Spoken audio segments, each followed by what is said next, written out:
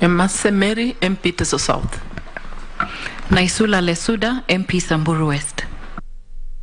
Thank you. We have the Clerk of the National Assembly and her team.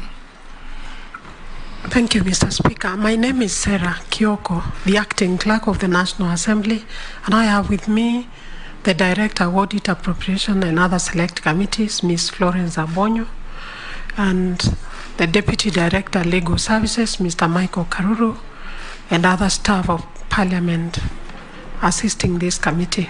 Thank you. Thank you. Mercy. This committee will have a short engagement with you. As I said, being given the limited nature of what your portfolio entails. But before that, we'll ask you a few questions. Do you have your tax compliance certificate? Yes, I do, Honorable Chair. Do you have your Higher Education Loans Board clearance? Yes, I do. Do you have your clearance from the Ethics and Anti-Corruption Commission? Yes, I do. Do you have the Certificate of Good Conduct from DCI? Yes, I do. Have you ever been charged in a court of law and convicted of any criminal offense? No, Mr. Chairman. Are you a dual citizenship of Kenya and any other sovereign? No, I'm not. At a personal level, what is your financial net worth?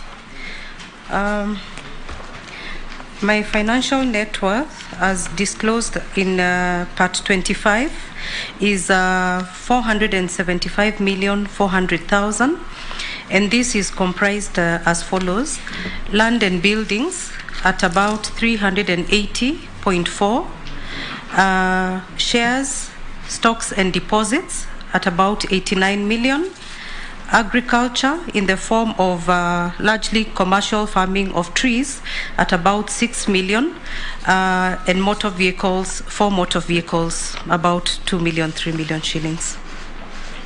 That is all, Mr. Chair. Your national ID? Yes, I do. You'll... Chair, if you don't mind, she repeats that again. Can you tabulate your wealth again? Okay. It's 475,400,000, and this is comprised of land and buildings at about 380.4 million, shares, stocks and deposits at about 89 million, agriculture 6 million. I also own 4 vehicles. These are all in joint property. The 4 vehicles are valued at about 3-4 million. They're fairly old vehicles. They're not new. For the chair. Down of the land and buildings, Chair. Pardon me? A breakdown of the land and buildings. Okay.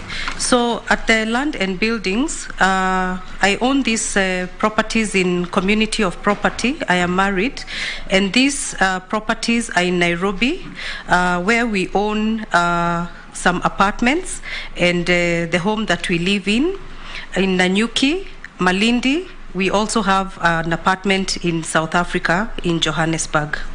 Point of order, Chair. Yes. Chair, she has, in 25, she has put it as approximately 188,500,000. Now she's giving us different figures. So what should we believe now? What she has put on her, the CV we've got in front of us. Mercy, you just took a note to say nothing but the truth. Yes, I can clarify that. I'm surprised that that document was circulated, because what I had done is to initially provide it at 50% adjusted for debt, and subsequently, on speaking to my accountant, I was guided that based on the requirement for net worth, to provide information based on market realizable value. So whereas previously I had disclosed based on purchase price, the adjustment therefore moved upwards on the assumption that the property was being sold. Now, I did call the chambers I indicated that I wished to make the adjustment, and I provided the adjusted document based on that information. So this new document is what I had expected to be circulated to the members. You spoke to our clerks? Yes, I called and I spoke to Florence, Madam Florence, and this is the document that I had expected to be circulated. But even as we look for the real document, you say you had put this figure at half the value. And adjusted for debt. But even if multiplied by 2, this one still comes to below 400 million. Yes, because I had adjusted for debt. Okay. Yes. Yes, Dawood. The figure 470 or whatever she's quoting, has it been adjusted for debt as well? Because that remains there. The liability is a liability. Yes. Even if you adjust for market price, yes. Have you already adjusted for the liability? So I was advised not to go to that level. Just give the market realizable value, and that should be okay, because in the event that you sell something, then... Could you probably give us how much the liabilities are then? Oh, I see. So on account of land and buildings, we do hold quite an amount of significant debt in the region of about 70 million, but this has been paid over time. So when you factor that in, you're able to see how that adjustment comes down. Yeah. Chair, you see... Chair. Yes. No, Chair, I thought this matter should have been very easier than this, because what she should have provided is her, what she owns, the market value minus her liabilities, and that's what is called net worth. Yes. So net worth, yeah. Mm-hmm. So I don't know why she's turning this place to an accounting firm. I thought, like the other predecessor, like the other nominees who appeared before, you come with what you own. This is, I own 1 billion. There was even 4 billion here. So 4 billion.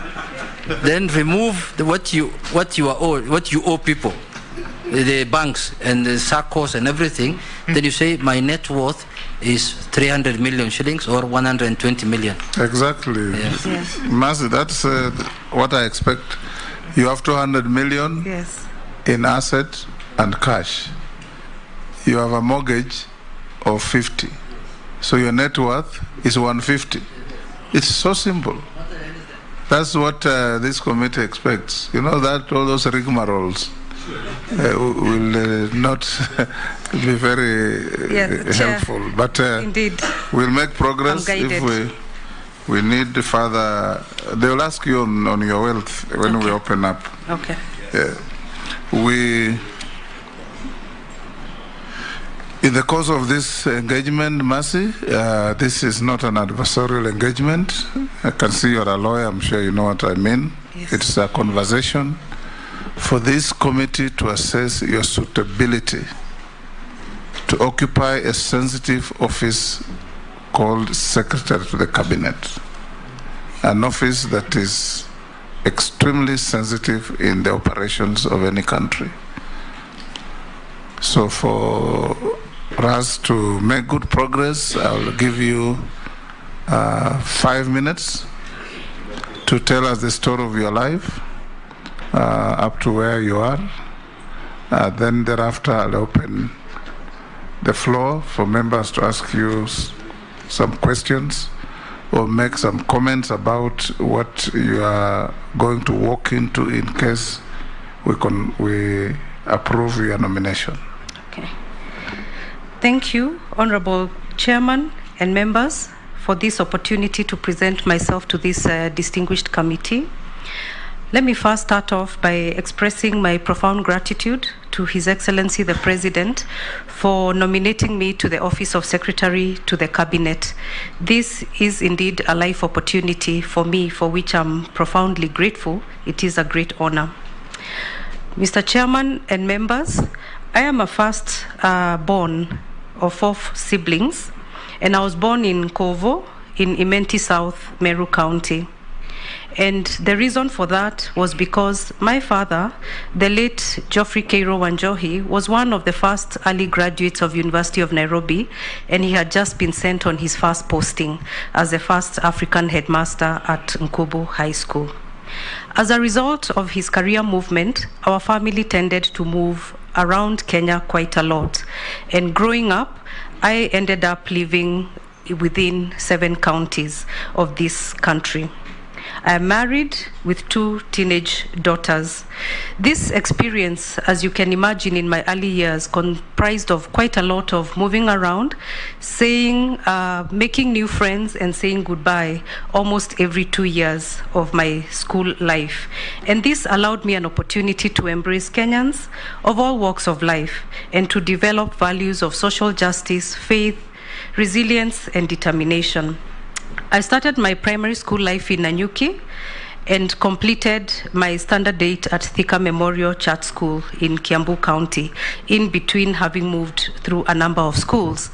In 1989, I went to Gandu Girls High School in Nyeri County, and upon completion of my Form 4, proceeded to University of Nairobi for a Bachelor of Laws degree, upon which I went to the Kenya School of Law for a diploma in law. So I'm an advocate of the High Court of Kenya, 1997. That marked the beginning of my professional life with Muthoga Gaturu and Company, and after a year I progressed to South Africa for my postgraduate degree, and I earned a master's in advanced corporate law and tax from the University of Cape Town. I happened to be in South Africa barely 4 years after its gaining independence, so I was a beneficiary of the black equity employment, which was availed irrespective of citizenship, so long as one was black. And that allowed me to spend a lot of time and work with KPMG in Cape Town, where I was involved in the demutualization of Old Mutual and the subsequent listing on the London Stock Exchange. Upon completion of my postgraduate studies, I came back to Nairobi, went again briefly into legal practice with Kirundi and Company, and then moved to PricewaterhouseCoopers in the tax department. That marked the end of my private sector career as I went into the regulator, the Communications Commission of Kenya, in 2001. And have had 22 illustrious years in the public service. During these 22 years, a lot happened, and if you will allow me, I will just go through some significant events. In 2005, I had the opportunity to proceed on international secondment to the UN in Geneva, and I spent some time there with the International Telecommunications Union as a regulatory expert. And the output of that was a toolkit that was designed to build capacity for regulatory staff globally, because the ICT sector was globalizing and growing very big, very fast, and there was the need to boost skills. This was a UN World Bank InfoDev project. Upon completion of this project, I did come back. And in 2006, I was nominated as the Kenya Fellow for the Eisenhower Fellowship, and I proceeded to the United States on a fellowship for international development. This allowed me to see what possibilities could lie if one exerted themselves to unlock policy possibilities. Upon return from the fellowship, I continued with my work, which involved policy and legislative reform, and I was engaged in developing draft policies and regulatory frameworks which have formed the bedrock of the successful ICT sector in Kenya as we know it today. In 2018, I had the opportunity to chair the National Task Force for the policy for data protection in this country, and the output is the creation of the Data Protection Office that we know today, which is currently operational for about 2 years.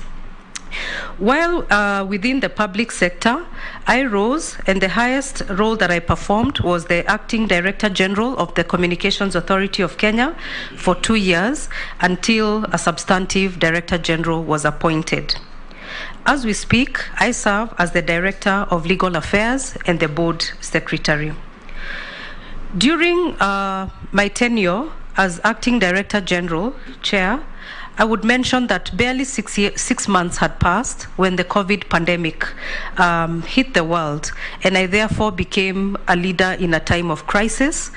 And as they say, never waste a crisis. And this marked an opportunity for me, for the ICT sector, to score certain successes for this country.